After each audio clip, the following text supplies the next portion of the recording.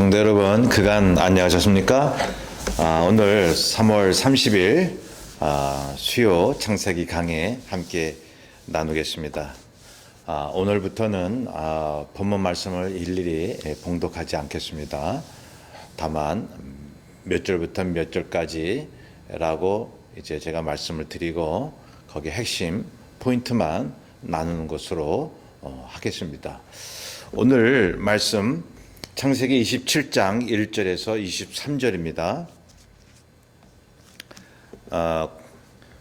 구약성경 37페이지부터 39페이지까지입니다. 예. 우리가 이 내용을 이제 짧게 우리가 함께 나누겠습니다. 우리가 지난주에 이삭이 블레셋 그 아비멜렉과 평화 조약을 맺은 것을 함께 나누었습니다. 이것은 먼저 아비멜렉이 이삭에게 다가와서 화친을 요청한 것이죠. 왜 그렇다고요? 이삭에게 하나님이 함께함을 보고 두려웠던 것입니다. 저 이삭이 우리를 공격하지 않을까, 우리가 맹대했는데 말이죠. 그래서 미리 화평을 청한 것입니다. 이삭은 실수하죠. 아버지 아브라함 같이 실수하고, 그래도 아브라함에게 하셨던 것처럼 이삭에게도 하나님께서 함께 하시고 그 언약을 이어가신다는 사실입니다. 자, 그래서 여기 이삭은 하나님의 은총을 또 언약을 받은 자이기 때문에 이방 민족들로부터 이제 존경과 또한 도움도 받고 또한 평화 조약도 요청받는, 이게 모든 것이 하나님께서 이삭을 보호하려고 하는 역사인 것입니다. 자, 그런데 이삭의 아들 장자인 에서는 이 이삭의 혈통이지만 그 반열에서 벗어나간다라고 하는 것을 지난주부터 우리가 보고 있습니다. 벗어나죠. 그래서 어떻게 벗어나냐 하면, 여러분 장자권을 동생에게 팔잖아요. 그리고 해족속 딸들과 결혼하고, 그리고 이제 하나님에 대한 그러한 믿음이 그만큼 없다는 것을 보여주고 있는 것입니다. 자, 그러므로 하나님의 반열에서 떨어져 나가는 에서는 결국 에돔의 조상이 되잖아요.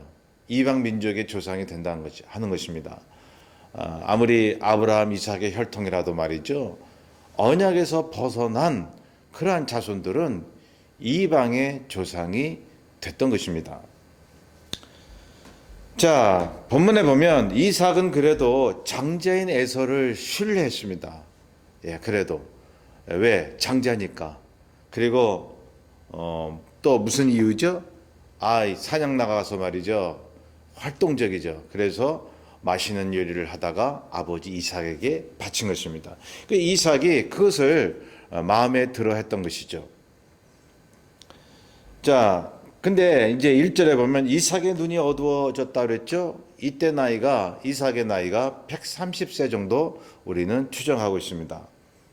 그래서 장자 에서에게 요리를 해줄 것을 요청하죠. 그러면 축복해 주겠다 하는 것이죠. 여러분, 이게 참 축복해주는 그 이유가 참 그렇죠. 성서적이지 않죠. 요리를 해주면 축복을 해주겠다라고 하는 거죠. 여기서 이삭의 실수가 또 나오는 것입니다. 먹을 것을 위해 장자 축복을 남용하고 있더라는 것입니다. 성도 여러분, 하나님의 사역은 재물이나 탐욕을 위해 하지 말아야 하는 것입니다. 오늘날도 저와 여러분이 그리스도 안에서 하나님의 자녀가 되었는데, 여러분 축복권이 있습니다. 또 남을 위해서 기도하면 하나님께서 들어주십니다. 또한 하나님의 자녀의 권세로 이 세상을 이길 수 있는 능력을 부여받은 것입니다. 그런데 그 하나님께 받은 축복권과 능력을 재물이나 이 땅의 성공을 위해서, 출세를 위해서 남용한다라고 하면 하나님께서, 여러분 어떻게 하시겠어요? 걷어가 버리시는 것입니다. 여러분, 오늘날 보면 말이죠. 많은 크리스천들이 세상 성공을 위해서 또 먹고 마시는 것을 위해서 말씀을 사용한다라고 하는 것을 볼 때마다 여러분 안타까운 마음을 금할 수가 없는 것입니다. 자, 5절에 보면 리브가가 남편과 장남이 말하는 것을 듣죠. 이 리브가는 말이죠. 창세기 25장 23절에 이미 하나님으로부터 말씀을 들었습니다. 에서와 야곱이 이제 아직 리브가 뱃속에 있을 때에 하나님이 어떻게 말씀하셨습니까? 큰 자가 작은 자를 섬기리라. 그러니까 하나님이 에서를 택한 것이 아니라 그 동생 야곱을 택하셨다는 거죠. 쌍둥이지만 그래도 이 에서보다 늦게 나왔기 때문에 이 야곱은 작은 자, 동생이 될 수밖에 없었습니다. 창세기 25장 23절에 그 하나님의 말씀을 이미 리브가는 들었던 거죠. 그래서 이미 알았던 거죠. 리브가는 하나님의 축복권과 장자권은 에서에게 있는 것이 아니라 동생 야곱에게 있다는 사실을 말이죠. 그래서 아무리 남편과 에서가 그러한 축복에 대해서 얘기하고 막 그래도 말이죠. 리브가는 아닌 거죠. 예, 하나님의 뜻은 거기에 있지 않다는 거죠. 이 야곱에게 축복이 내려져야 한다는 것이죠.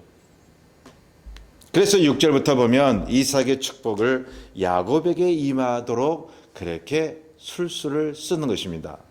자, 그래서 에서 대신에 야곱이 안못 보는 아버지 이삭에게로 가게 하지 않습니까? 그리고 염소 요리를 리브가가 만들어서 줍니다. 염소 털로 야곱의 목과 손을 변장시킵니다. 에서가 털이 많았기 때문에 말이죠. 그게 변장을 시킨 거예요. 어머니 리브가가 야곱에게. 네, 대신 이제 네가 형 대신 축복을 받으라는 것이죠. 그렇게 눈이 어두운 남편을 이제 그렇게 속인 것이죠. 사실은 이게 속인 거 아닙니까? 자, 그런데 참 하나님의 기묘한 인도하심이 있다는 사실입니다. 자, 리브가와 야곱은 이삭을 속이는데 여러분 속임수 자체는 잘못된 것이죠. 그러나 하나님의 인도하심이 거기에 있었다는 것입니다. 성도 여러분, 죄는 합리화할 수 없지만 그러나 하나님께서 우리의 죄와 실수를 통해서도 선을 이루신다는 사실입니다. 여러분, 이게 참 기가 막힌 사실이에요. 예. 하나님이 우리에게 죄를 물으시죠. 책임을 지게 하시고 징계도 하시죠. 그러나 그걸 통해서 은혜를 알게 하시고 은총으로 인도하신다는 사실을 여기 또한 그 그림자로 보여주고 있는 것입니다. 모든 것이 예수 그리스도의 그림자로 나타나는 거예요. 17절에 봅니다. 이제 뛰어넘죠. 자, 리브가가 야곱에게 별미와 떡을 주고 아버지에게로 가게 하죠. 18절에 보면 이삭은 들어오는 사람이 누구인지를 알아보지 못합니다. 완전히 이제 앞을 못 보는 상태인 것 같아요. 19절에 보면 야곱이 당당히 아버지에게 축복을 요구합니다. 아버지, 저에게 축복하여 주옵소서. 그랬더니 20절에 보면 이삭이 의심하는 거예요. 야, 너 사냥 나간다더니 어떻게 이렇게 빨리 요리를 해갖고 올 수 있느냐 말이죠. 너 에서 맞아? 막 이렇게 이제 따지는 것이죠. 눈에 보이진 않지만. 야곱이 뭐라고 얘기해요? 하나님이 그렇게 해주셨어요. 야곱이 말이죠. 하나님을 사칭합니다. 예. 여러분, 야곱이 참 자기 어머니를 닮아서 그런지 말이죠. 이게 속이는데 능란한 그런 모습을 보여주고 있어요. 하나님이 그렇게 해주셨어요. 예. 그러니 이렇게 빨리 요리를 해서 가져온 것입니다. 라고 아버지에게 얘기를 하는 거죠. 22절에 그래서 못 믿어서 이 앞을 잘 못 보는 이삭이 야곱을 이렇게 만져보면서 목소리는 야곱이로되 손은 에서의 손이로다 말이죠. 왜? 변장해서 갔으니까요. 목소리는 야곱인데 손은 에서의 손이로다. 그래서 이 참 의심스러운 마음을 가지고 있었음에도 불구하고 23절에 보면 이삭이 분별하지 못하고 야곱에게 축복을 이제 했다고 기록합니다. 이 모든 것이 합력하여 선을 이루시는 하나님의 인도하심이다 라고 거듭 말씀드립니다. 자, 성경 해석가마다 또한 설교하는 목사님들마다 여기에 나오는 이 야곱이 참 아버지를 속이고 욕심이 많았다, 그렇게 이제 일단 메시지로 전달하고 있습니다. 그래서 아버지를 속인 그러한 죄인으로 해석을 하는 거죠. 여러분, 제가 생각할 때는 그렇게 해석될 수 있습니다. 얼마나 약삭빠릅니까? 얼마나 하나님의 축복을 그리워한 나머지 아버지를 속입니까? 형도 속이는 거죠. 그래서 자기 어머니와 한 마음이 돼가지고 아버지와 형을 속인다니 말이죠. 어떻게 보면 참 선택받지 못한 그러한 사람의 행동일 수 있다는 것입니다. 근데 말이죠, 잘 보시면요, 성경 모든 맥을 보시면 하나님이 선택하는 사람은요, 어떤 일상적인 윤리적 그런 문제가 있을지라도 하나님을 사랑하는 자, 회개하고 하나님 앞에 영적으로 종교적으로 다가가고 있는 그러한 사람을 선택하신다는 사실입니다. 여러분, 하나님께서 왜 다윗을 선택하셨죠? 다윗은요, 왕이 돼서 간음죄를 진 사람입니다. 살인죄를 진 사람입니다. 우리아를 전쟁터에 보내지 않았습니까? 그 아내를 취하지 않았습니까? 얼마나 큰 죄입니까? 근데 나단 선지자의 이야기를 듣고 거기서 통회하고 자복을 하는 거예요. 그리고 다윗이 평소에 어떤 것을 열망했습니까? 하나님의 성전을 지었으면, 내가 하나님의 성전을 못 짓고 이렇게 편안한 자리에 있는 것이 너무너무 괴롭구나. 다윗은 윤리적으로 참으로 많은 큰 죄를 지었지만 하나님을 향한 참회의 마음이 있었던 것입니다. 성도 여러분, 물론 그리스도 안에 있는 저와 여러분은 윤리적으로도 완벽해야 됩니다. 사람들에게 선을 베풀어야 합니다. 하나님을 믿는 것만큼 이 땅에서도 말씀으로 살아야 하는 것입니다. 그런데 전국적으로는 하나님께서 택하고자 하는 사람들은요, 만약에 A와 B가 있을 때 A는 윤리적으로 그래도 좀 완벽해요. 그런데 하나님에 대한 열망이 없어요. 근데 B는 윤리적으로 좀 아주 부족하고 그런데 하나님에 대한 열망이 있어요. 그럼 B를 선택하신다는 거죠. 여기 야곱의 경우도 그러하다고 저는 보고 있습니다. 자, 그래서 보세요. 하나님이 야곱을 선택하셨다는 것이죠. 그가 인위적으로 축복을 받았어도 하나님의 뜻대로 되었다는 사실입니다. 이 얼마나 참 놀라운 사실입니까?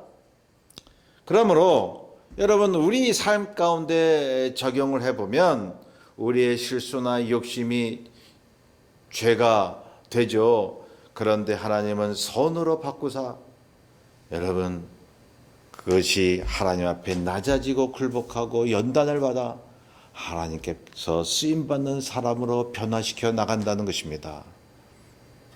하나님께서 그걸 보신 것입니다.